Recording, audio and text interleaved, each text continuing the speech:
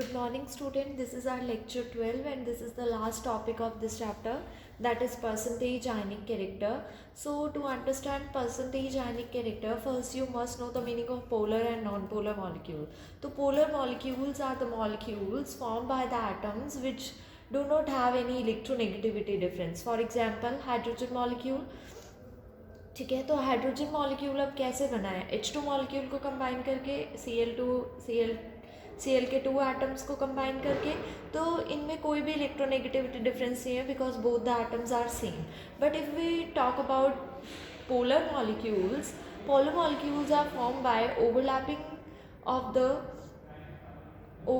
of those atoms which have electronegativity difference. For example HCl में क्या है, Cl ज़्यादा इलेक्ट्रोनेगेटिव है. अब ये ज़्यादा इलेक्ट्रोनेगेटिव है, सो it will attract the shared pair electron of the hydrogen, so it will acquire partial negative charge and hydrogen will acquire partial positive charge. This is due to electronegativity difference between the two atoms. Now we'll talk about dipole moment. What is dipole moment?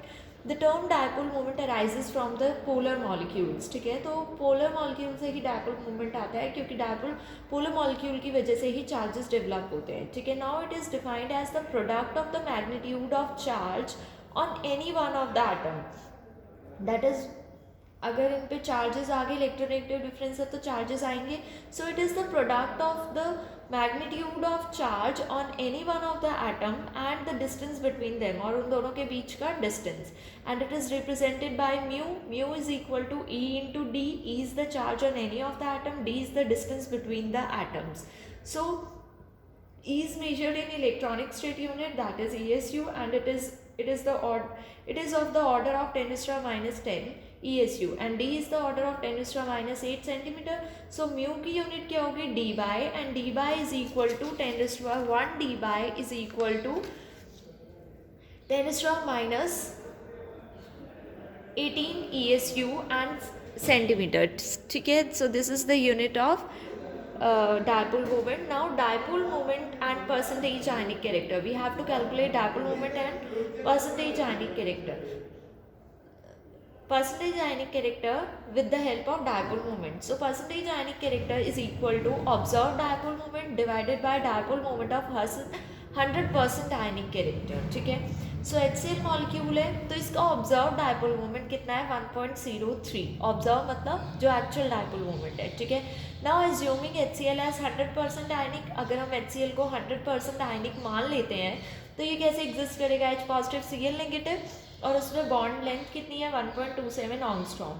तो dipole moment क्या होगा? Q into L, Q into D, मतलब D is the distance between both the atoms.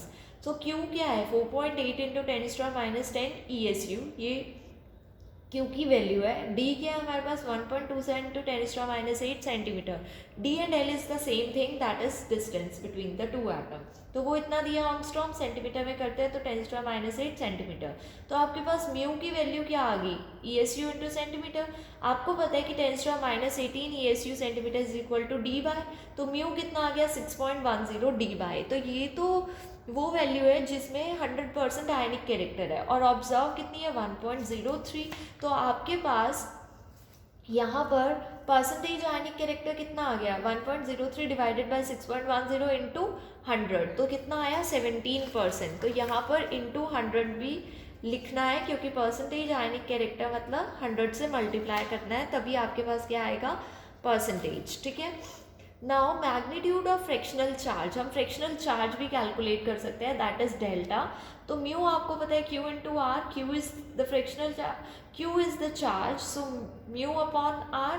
Mu आपको पता है कितना था? Observe कितनी वैल्यू थी? 1.03, और आर कितना है? 1.27. तो यहाँ से Q निकाल लोगे आप, तो Q की वैल्यू कितनी आई? 0.181 into 10 to the minus 10 ESU.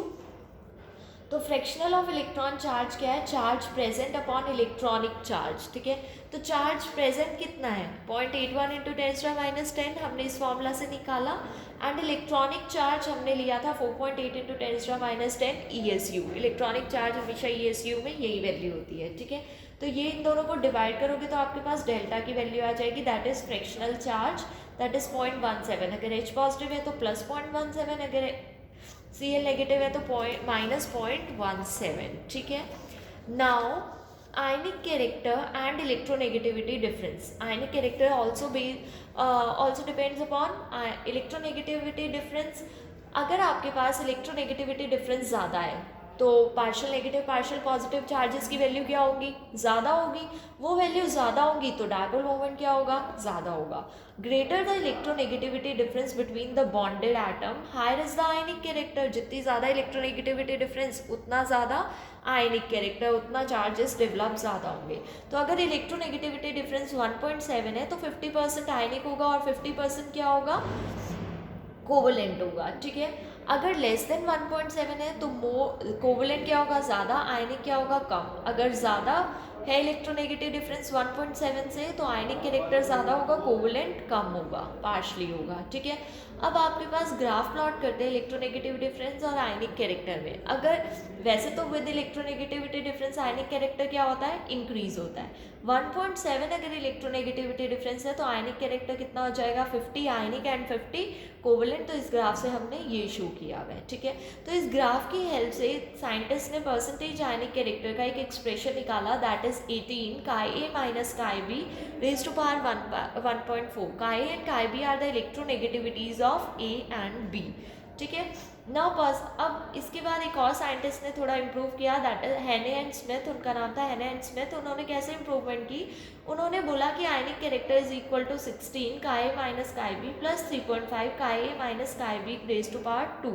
तो these are the electronegativity of atom A and B.